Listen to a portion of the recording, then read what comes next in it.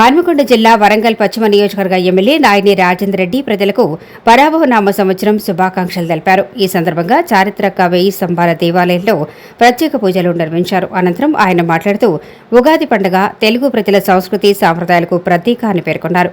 కొత్త సంవత్సరంలో ప్రతి కుటుంబంలో సుఖ సంతోషాలు వెల్లివిరియాలని, ప్రజలందరికీ ఆరోగ్యం, ఆయుష్, ఐశ్వర్యం కలగాలని, ప్రతి ఒక్కరి జీవితాల్లో కొత్త ఆశలు, కొత్త ఆరంభాలు కలగాలని, గత సంవత్సరంలోని కష్టాలను అధిగమించి ఈ సంవత్సరం విజయాల బాటలో నడవాలని కోరారు. రైతులు పంటలతో సిరి సంపదలు సాధించాలని, యువత తమ లక్ష్యాలను చేరుకోవాలని, మహిళలు అన్ని రంగాల్లో మరింత ముందుకు సాగాలని ఆయన కోరారు. ఉగాది శుభాకాంక్షలు. మరి ఈరోజు 1000 స్తంభాల గుడి అనగానే ప్రపంచవ్యాప్తంగా తెలిసినటువంటి ఒక గొప్ప ఆలయం ఇది. మరి శివాలయం భక్తులందరికీ కూడా, ఉమ్మడి వరంగల్ జిల్లా ప్రజలందరికీ కూడా భగవంతుడు ఆయుర ఆరోగ్యాలు సుఖ సంతోషాలతోటి ఉండాలని చెప్పి ఆ భగవంతుని కోరుకుంటూ మరి మీ అందరికి కూడా ఉగాది నామ శుభాకాంక్షలు తెలియపరుస్తూ సెలవు. ఈరోజు శ్రీరామ నవోత్సవాలు మహావైభవంగా స్థానిక పశ్చిమ ఎమ్మెల్యే నాయని రాజేందర్ రెడ్డి గారు, నీలిమ దంపతుల ఆధ్వర్యం లోపల ఉత్సవాలు ప్రారంభించడం జరిగింది.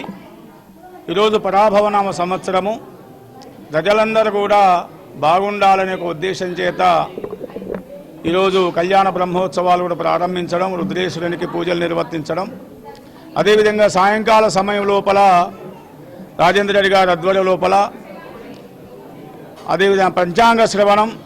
ఇప్పుడు ఈరోజే వారు ముఖ్యమంత్రి గారితో అవార్డు తీసుకుంటున్నటువంటి షడగోపాచారు వారి ఆధ్వర్యం లోపల సాయంత్రం కళ్యాణోత్సవం మన పంచాంగ శ్రవణం నిర్వర్తించడం జరుగుతుంది. అదేవిధంగా కవి సమ్మేళనం, దాదాపు 30 మంది కవులకు సన్మానం ఎమ్మెల్యేగా నిర్వర్తిస్తారు.